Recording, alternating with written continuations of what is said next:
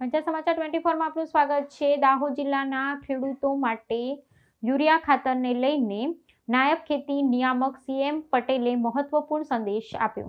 CM Patel નાયબ ખેતી નિયામક વિસ્તરણ દાહોદ જિલ્લાના તમામ ખેડૂતોને ખાસ સંદેશો કે હાલમાં મકાઈની જે પાક અવસ્થા છે એ દાણા ભરવાની પાક અવસ્થા એ ખાતરની જરૂરિયાત રહેતી હતી અને એ માટે આપણા દાહોદ જિલ્લાને ઓગસ્ટ મહિનામાં 8,934 મેટ્રિક ટન જેટલો જથ્થો મળેલ છે તથા અત્યારે આખા સિઝનની વાત કરીએ તો દાહોદ જિલ્લાનો કુલ 37,503 મેટ્રિક ટન કુલ યુરિયાનો જથ્થો સરકારશ્રી દ્વારા સપ્લાય કરવામાં આવેલ છે।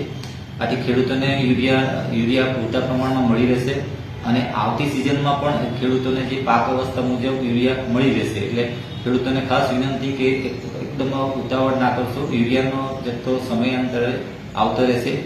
અને આ સિવાય પણ હાલમાં આજે જીએનએફસી કંપની દ્વારા ગોધરા રેક ચાલુ છે અને આગામી 2-3 દિવસમાં ઇફકો કંપની દ્વારા પણ રેક બીજી મોકલવામાં આવી રહી છે। આથી ખેડૂતોને ખાસ સંદેશ અને વિનંતી કે યુરિયા ખાતર પૂરતા પ્રમાણમાં મળી રહેશે અને હાલમાં યુનિવર્સિટીની ભલામણ છે એ પ્રમાણે દાણા ભરાવાની જે અવસ્થા છે ત્યારે યુરિયાની ખાસ જરૂરિયાત રહેશે। ત્યારબાદ યુનિવર્સિટીની ભલામણ મુજબ જ આપણે યુરિયાના ખાતરનો ઉપયોગ કરીશું એવી ખાસ વિનંતી છે।